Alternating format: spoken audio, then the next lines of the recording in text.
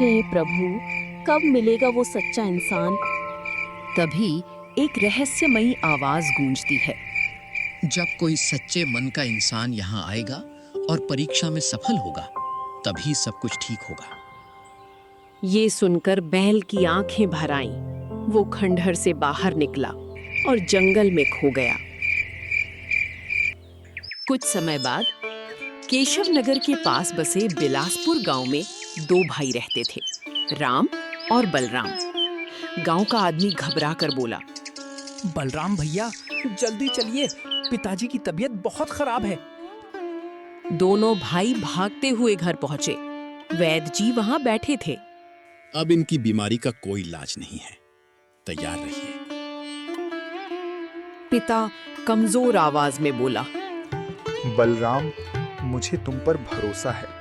संपत्ति बराबर बराबर बांटना। इतना कहकर उन्होंने प्राण त्याग दिए। समय बीता। एक दिन राधा चालाकी से बोली, अब संपत्ति का बंटवारा कर लो।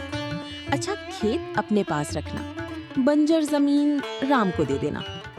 बलराम मुस्कुराते हुए बोला, ठीक है, जैसा तुम कहती हो। अगले दिन सुबह का समय था। हल्की धूप आंगन में फैल रही थी। राम अपने घर के बाहर बैठा था। तभी दूर से बलराम अपनी पत्नी राधा के साथ आता दिखाई दिया। बलराम के चेहरे पर गंभीरता थी और राधा की आंखों में चालाकी साफ झलक रही थी। दोनों धीरे धीरे चलते हुए राम के आंगन में आकर खड़े हो गए। राम सम्मान से उठते हुए बोला, आइए भैया, बैठिए। राम ने तुरंत एक चारपाई आगे खींच दी। गौरी भी अंदर से पानी लेकर आई। लीजिए भैया, पानी। बलराम ने पानी लिया, लेकिन बिना पिए ही नीचे रख दिया। वो सीधे मुद्दे पर आ गया। देखो राम, अब पिताजी को गए काफी समय हो गया है और अब हमें संपत्ति का बंटवारा कर लेना चाहिए। ये सुनकर राम थोड़ा चौंका। उसके चेहरे पर हल्की उदासी आ गई। भैया, मैं तो सोच रहा था कि हम सब साथ ही रहेंगे। अरे छोटे, ये बातें सुनने में अच्छी लगती हैं, लेकिन जिंदगी ऐसे नहीं चलती। हमें अपने भविष्य के बारे में भी सोचना चाहिए। राम कुछ पल चुप रहा। उसने गौरी की तरफ देखा। गौरी के चेहरे पर चिंता साफ नजर आ रही थी। ठीक है भैया, जैसा आप सही समझें। बस यही मौका था जिसका इंतजार राधा कर रही थी। राधा तेज और साफ आवाज में बोली, तो फिर सुनिए, बंटवारा साफ साफ होना चाहिए। बलराम ने राधा की तरफ देखा और फिर राम की ओर मुड़कर बोला, हमारा जो खेत है वो आधा उपजाऊ है और आधा बंजर। राम ध्यान से सुन रहा था। बलराम धीरे धीरे चालाकी से बोला, तो उपजाऊ हिस्सा मैं रखूंगा और बंजर हिस्सा तुम्हारा होगा। ये सुनते ही राम के चेहरे का रंग बदल गया। गौरी तुरंत बोल पड़ी, ये कैसा बंटवारा है भैया? अच्छा, सब आप रखेंगे और खराब हमें देंगे। बलराम ने थोड़ा सा भौहें चढ़ाईं, लेकिन फिर भी शांत दिखने की कोशिश की। देखो, मैं बचपन से पिताजी के साथ मेहनत करता आया हूँ। खेत में पसीना बहाया है, इसीलिए अच्छा हिस्सा मेरा होना चाहिए। लेकिन भैया, अब तो हम दोनों बराबर हैं ना? बराबर? तुमने खेती कब शुरू की? सिर्फ 2 साल पहले। राम चुप हो गया। और घर की बात भी सुन लो। अब असली चाल चली जा रही थी। ये जो अच्छा पक्का घर है, इसमें हम रहेंगे, और दूसरा जो पुराना घर है वो तुम ले लो। राम ने चौंक कर पूछा, भाभी, वो घर नहीं, झोपड़ी है। तो मैं क्या करूं? जो हिस्सा है वही मिलेगा। गौरी अब खुद को रोक नहीं पाई। ये सीधा सीधा अन्याय है। बलराम अब गुस्से में आ गया।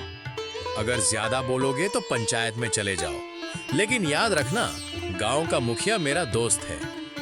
आंगन में सन्नाटा छा गया। राम की आंखों में आंसू आ गए, लेकिन उसने सिर झुका लिया।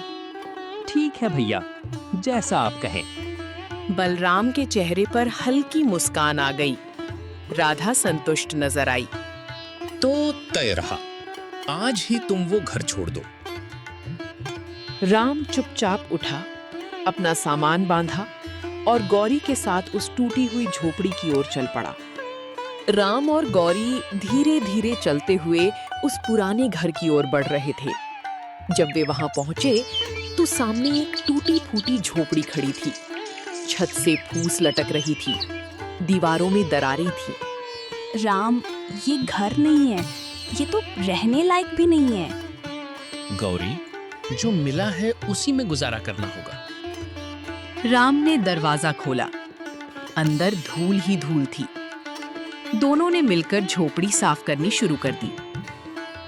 शाम तक थोड़ा बहुत रहने लायक बना लिया गया। अब आगे क्या करेंगे राम?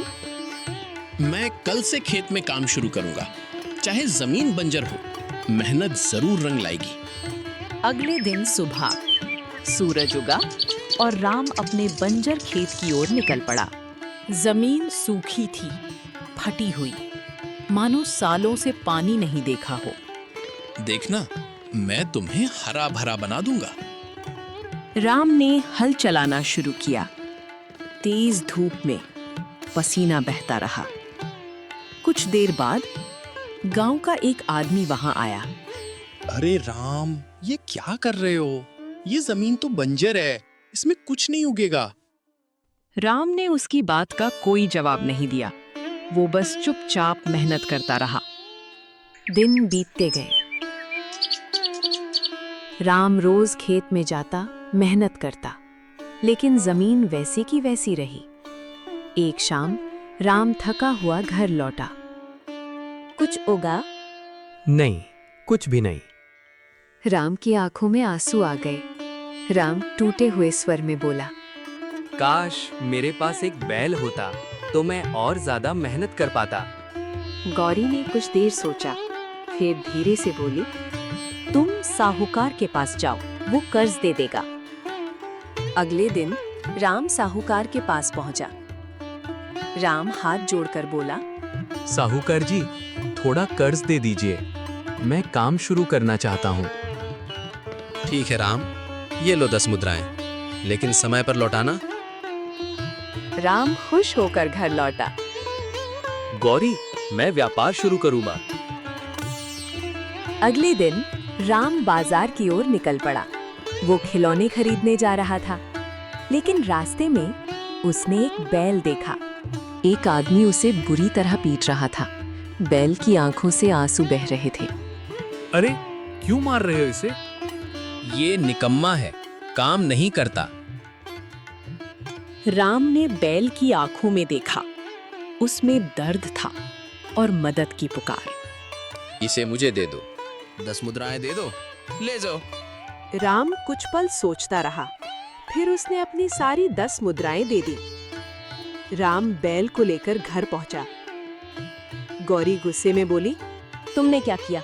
सारा पैसा इस निकम्मे बैल पर खर्च कर दिया।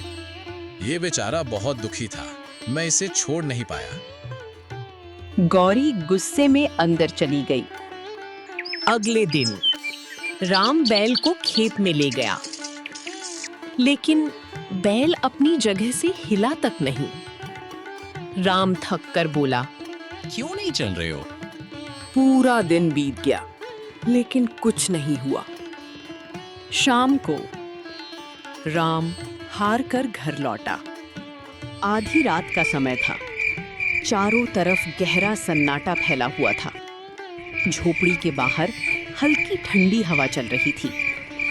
राम आंगन में बैठा था। उसकी आंखों से आंसू लगातार बह रहे थे। हे भगवान, आखिर मैं क्या करूं? न खेत में कुछ उग रहा है, न घर में खाने को अनाज बचा है। पास में बंधा बैल चुपचाप राम को देख रहा था। उसकी आंखों में भी दर्द दिखाई दे रहा था। राम। अचानक आवाज सुनकर राम चौंक पड़ा। उसने इधर उधर देखा। राम, मैं तुमसे ही बात कर रहा हूँ।